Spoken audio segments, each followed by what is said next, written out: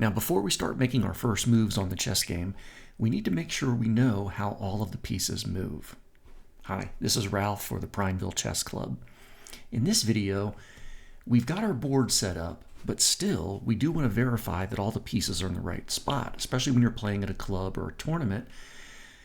You always need to verify, because the person who set up the board for you may not be one of the tournament directors or a top player. They could have been just a beginner club player. So I always like to make sure rooks are in the right spot. Those should be in the corner. Make sure the white king is on the right.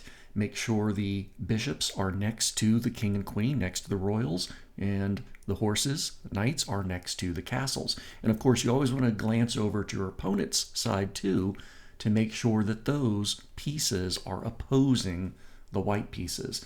So the black king is on the same file as the white king. Black queen is on the same file as the white queen, and so forth. So now that you've got all this verified, you just have to kind of start to consider, how do the pieces move? Now, the way pieces can move gives white 20 possibilities for their opening move. They can move any of the 8 pawns, 1 square, or since it's the first move for a pawn, they can actually move it 2 squares. So that's 16 right there, 16 possibilities.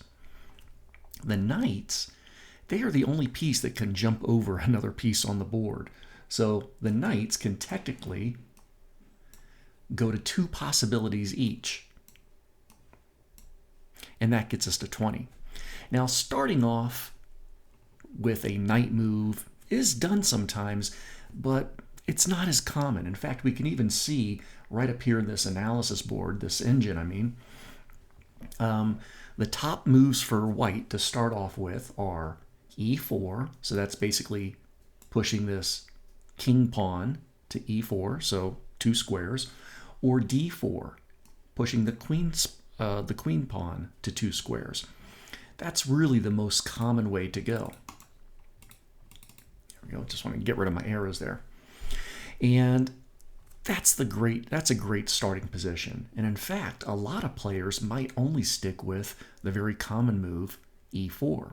Now, you might notice on this evaluation bar that white is already given an advantage, and that's perfectly normal. White gets to move first in any chess game, so because of that, white already starts off with a very small advantage. If I make the move e4, a really good, respected move, fantastic. In this case, hey, it's the best move. Now it's black's turn to respond. It's good to start off in the center to take control of the center. It also allows you to start to free up and develop some of your pieces. Remember, the knight is the only piece that can jump over things. So if you want to develop a bishop, for instance, bishops move on diagonals, then you really do need to get some pawns out of the way so that bishop can start to enter the game wherever it might need to go or want to go. So pawn moves 1 or 2 spaces only in the first move. Now, after you've moved a pawn 1 time, it can only move 1 square at a time. So let's say black responds with d5. Might be a little bit unusual, but not necessarily too crazy. This is it is an opening. I believe this is the Scandinavian, but really, black is trying to take control over the center, where white has already started to establish control. Now, I have a couple of options here. Since my pawn can move, several options really. My pawn can only move 1 square forward, so I could move this pawn forward adjacent to this black pawn, or pawns can take at a diagonal, either to the left or to the right. So technically, I could take this pawn. Now, you can also ignore it. And that's another possibility. So, you know what? I can push this pawn ahead. I can take my opponent's pawn if it's at a diagonal, or I can ignore this tension and develop a new piece, whatever that might be. Maybe I want to push this queen pawn forward and start to control more squares. Now, that gives me a little question mark because that might not be the best move on board. If I back up a little bit, I can see that, yeah, the engine is really suggesting that E takes. Okay, so that's an option. Let's see what happens if I take at a diagonal. Great. Now it's black's turn, and very common response to this is probably going to be queen takes d5. And if we look over the engine, sure enough, queen takes d5 is the top response for black. So we're starting to get a feel for how pawns move, one square at a time, except for the very first move where a pawn can move 2 squares and they can take at a diagonal. Now, queen's probably the most powerful piece on the board based on movement. Queens can move all the way in straight lines or in diagonals. They have the most movement of any piece on the board. They're also worth a lot more than any other piece on the board. So you definitely don't want to lose your queen. Now, this position that we've got ourselves in black has black moving their queen out and taking this pawn back. This is generally not recommended, bringing the queen out so early, but some players do play this way, and now their very powerful black queen is in the middle of the board. So now it's white's turn.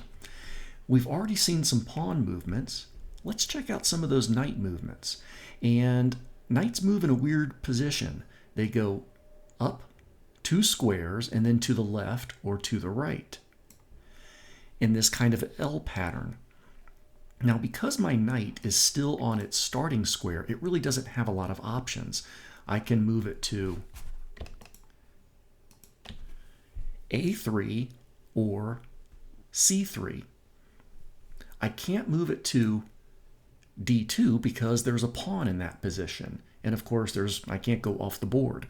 By the way, this also illustrates a weakness of knights. When knights are on the edge of the board, either on the side edges or in the very front or the very back, if they're on any edge, the squares that they can move to are very limited. Whereas a knight that's in the center can attack more squares. Let's check this out for a moment. So where my knight is right now on B1, I can only legally move to 2 squares. So the knight can only has 2 places. It's only protecting or guarding 2 squares. I'm going to move my knight to C3, and this has a couple of benefits for the white side. For one, it's developing a piece. Developing a piece means getting it off its starting squares. So I'm developing my knight off of its starting square and getting it into the game. Now, I moved it to C3 instead of A3 because C3 gets it more centrally located. And the more centrally located a knight is, then the more squares it can look at. So for instance, now my knight is looking at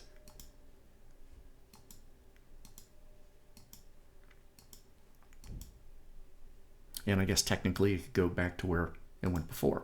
And I'm actually going to take away this one since there's a pawn there. So now my knight is looking at 2, 4, 6 different squares. Remember, when it was on its starting position, it could only look at 2 squares.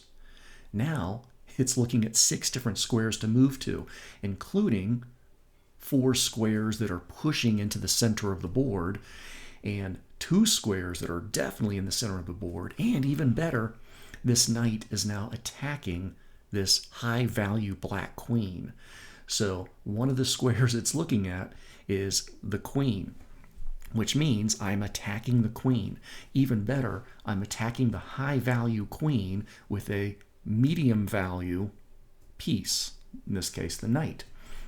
So black has to respond to this weird jumping move of the knight.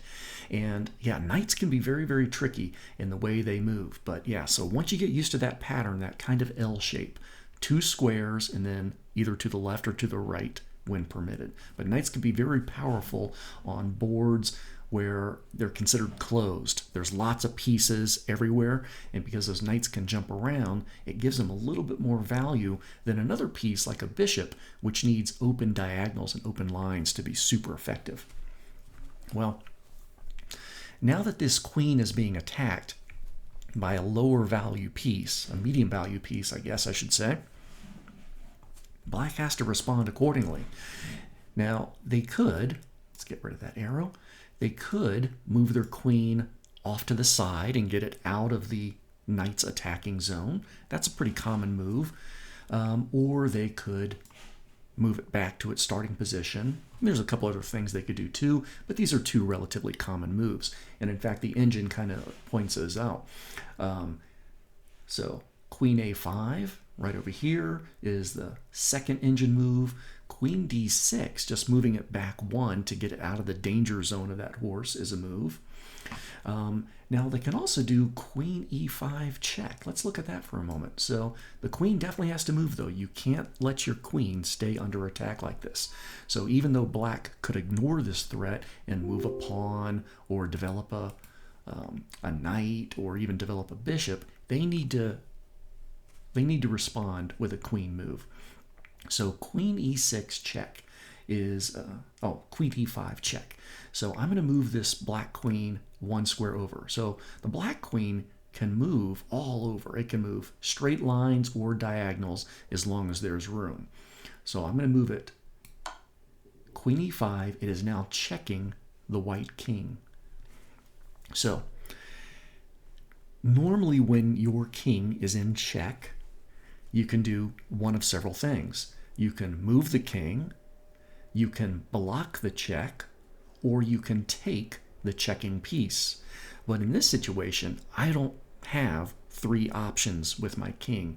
I really only have one option. My king cannot move to any square to get out of check. I can't move to the left or the right because my queen and my bishop are there. I can't move forward because I'm still in check. So I can't move my king out of check. So that option's off the table. Now, I also can't take the checking piece. Black's queen is checking my king, and I can't grab it. My knight is not in a good space to do so, and I don't have any other pieces developed to attack that black queen. So the only thing I can do is block. And I can block in several ways. I can move my c knight back. I can move my g knight forward, or I can move my bishop forward, or technically I can move my queen forward.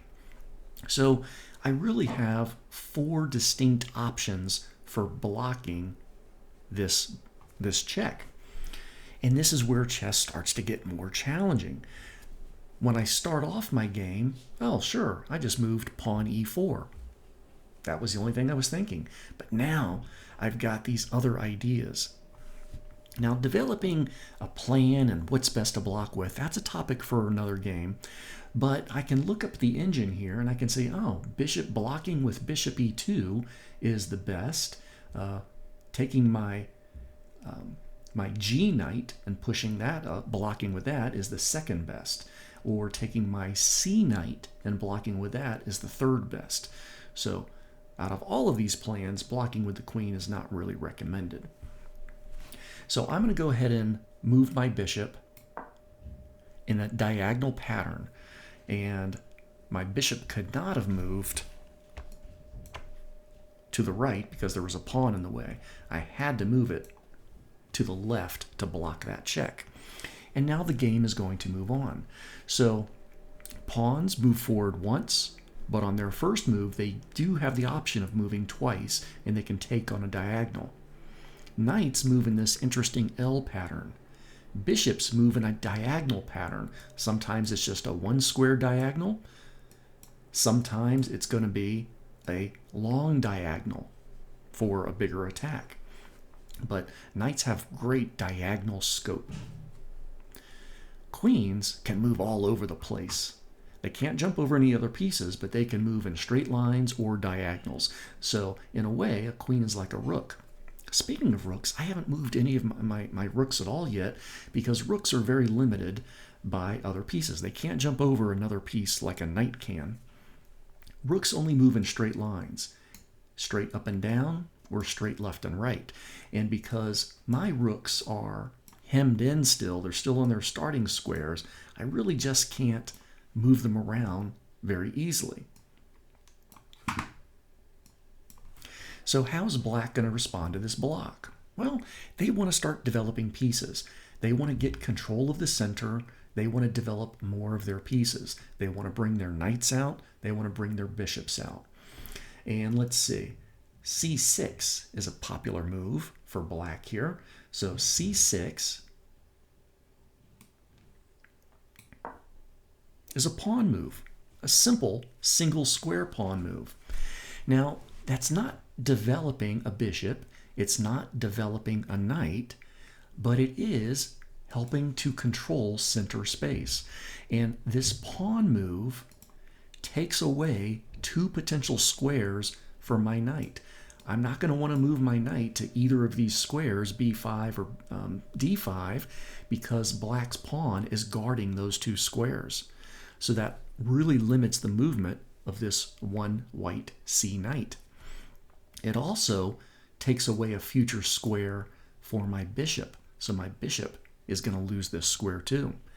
So moving this pawn forward does seem kind of smart because we know pawns can take it at diagonal, which means these squares are very dangerous for me now. So I can't go there. Well, I'm going to try to keep developing a bit, and I'm going to move my knight in that weird L pattern up to F3. And that's an okay move, good move. And now I'm attacking the black queen again. So black has to move their queen another time. The engine says queen c7 is a pretty good move. Okay, so let's take this queen and push it all the way back to c7 so it's out of the way of the attack. Now white has pretty good control of the center. Remember, my knights are now guarding these four squares, three of which are key central squares. Now, of course, black is also guarding a couple squares, including one central square too. But we've got an interesting situation. There are no pieces in between my king and my rook anymore, which means I can castle kingside or castle short. Castling is kind of a weird move, but if there's no pieces in between your king and your rook, and you haven't moved either your king or your rook, you can castle. Castling involves moving the king 2 squares over, and why did it not let me do that?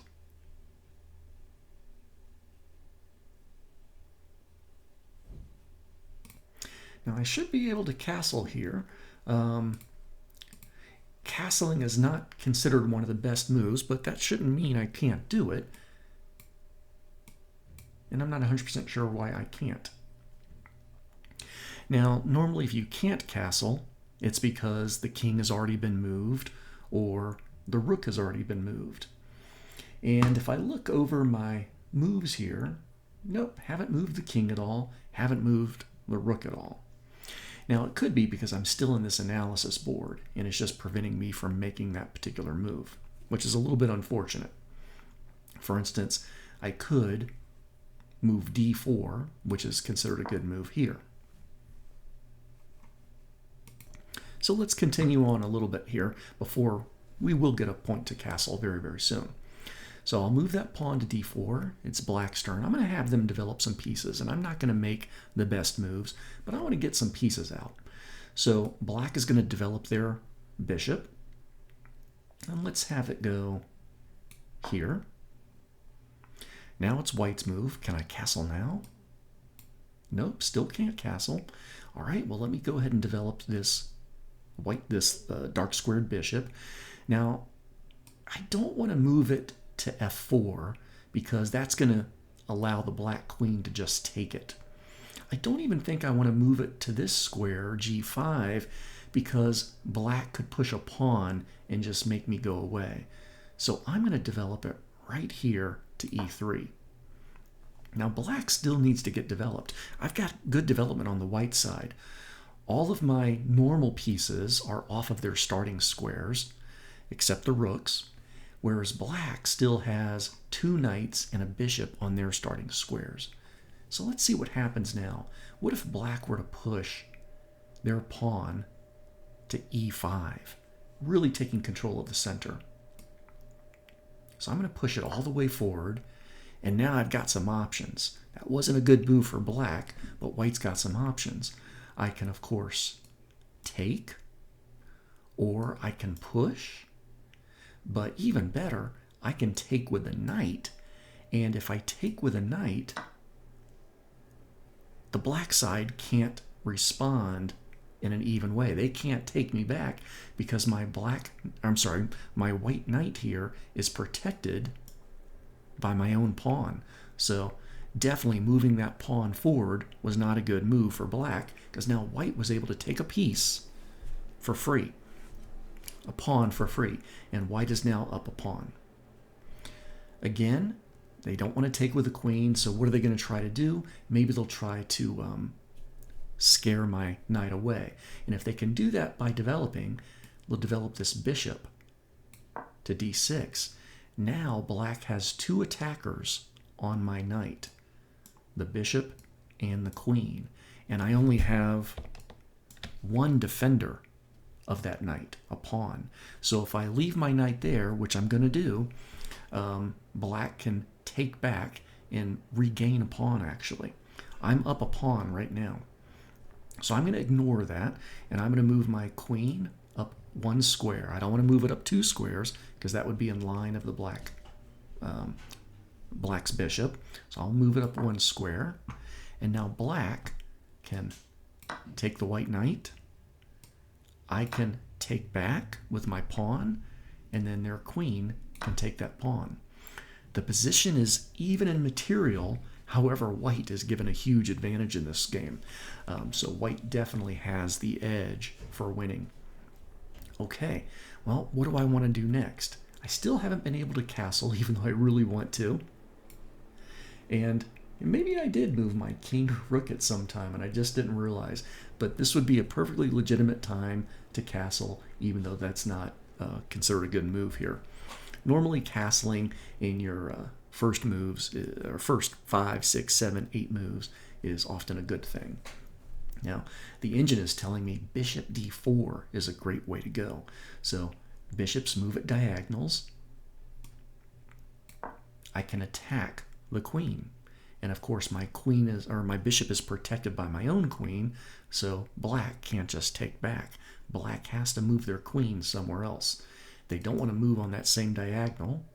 They can't move here because my queen would take. They can't move here because a pawn would take. They can't move there. Knight would take. Bishop is protecting. Knight is protecting. So they can safely move to a5, d6, c7, e6, e7, and they can't move forward. Nope, my knight's protecting, pawns and queen and bishop are protecting. So they've only got a few limited squares, but it really pushes their queen back out of the line of fire and back over on their side of the board. Queen e6 is considered the better move, so we'll move that queen back to e6. Now this is an interesting opportunity for my bishop. My bishop was looking through that queen to this pawn. So my bishop moving in a diagonal can take this pawn over here on g7. That's a pretty good move. Bishop takes g7. And what's great about that move is then my bishop's going to be looking at their medium value, their highest value, rook. If I move that bishop over, take the pawn, I'm attacking that black rook over there on h8. And the rook can't move out of the way. It's blocked in by its own knight and its own pawn. So the rook is going to be lost. Bishop is worth about 3 points of material, and a rook is worth about 5 points of material. So whenever you can take a higher value piece with a lower value piece, that's often a really good thing. Well, I don't have to worry this rook can't move, but it is black's turn. So what can they do? Knight a6 is considered one of their better moves. Knight a6. Yeah, I guess it is, but black moves knight a6. Now, that's taking a knight and putting it on the side of the board, so it has limited scope there. Would it have been better to develop into the center? Maybe, but the engine didn't like that. This is just a rough place for a knight to be, but they couldn't do anything to protect this rook. With my bishop moving diagonally, I'm going to go ahead and take that rook. And black can't easily take back. What's black's best move? Knight b4. Okay, move that knight forward off the edge of the board and more centrally located and at a place where it can look at and attack more central squares, and especially squares on the white side. And let's see, can I still castle? I still can't castle. I don't know why I can't castle on this analysis board. So we'll have to check out castling later on in a real game. Okay, but otherwise things have been going pretty well. Now I can move my rook, and I'm going to move it in a place that's probably not very good at all. This rook can only move horizontally because it's blocked in by its own pawn. So I'm going to move it underneath my queen. And that's an okay move. I get the thumb mark, or the thumbs up sign. Now, part of me doesn't like it because now this pawn here on c2 is being attacked by the black knight, but it's also being attacked by the black bishop. And I'm only protecting it with my one super high value piece, queen. So this pawn is basically lost. And bishop takes c2 is black's best move. They take this. I can't take back because I don't want to take back with a high value queen, and now my rook that I just moved is under attack. White still has a good advantage in this game though. Queen e3. Oh, interesting. Queen e3. I'm ignoring the attack on the rook. I didn't move the rook out of the way. Instead, I'm offering a trade of queens. And this is a pretty common tactic sometimes. I'm going to force my opponent to trade pieces. Now, since the black queen is on the same file as the black king, moving my queen here effectively pins the black queen. The black queen cannot move out of the way because their king is behind it. So black really can respond in two general categories here. They can take my queen, in which I will take back, trading queens, which is what I wanted to have happen, or they can ignore this for a move or two. Now, if they ignore it and maybe they say, hey, I'm going to go grab that high value rook right there, well, now I can force the trade. I can take the black queen, checking the king. They really have to take back. They'll take back with a pawn. And now, as a follow-up step, I can take back with my king or my bishop or my knight. I haven't moved my king yet, so my kings can only move one square at a time, but they can move in any direction, any square next to them. So I'm going to move one square to the left, taking that black bishop. And I think now we have seen how all of the pieces move in somewhat of a game, in somewhat realistic circumstances. Pawns can move forward one square at a time, except on the first move when they can move two squares. Bishops can move as many squares that are unblocked along diagonals.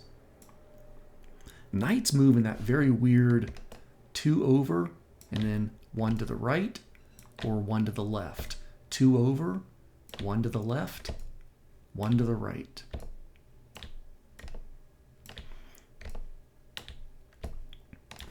So knights have the kind of the trickiest movement pattern.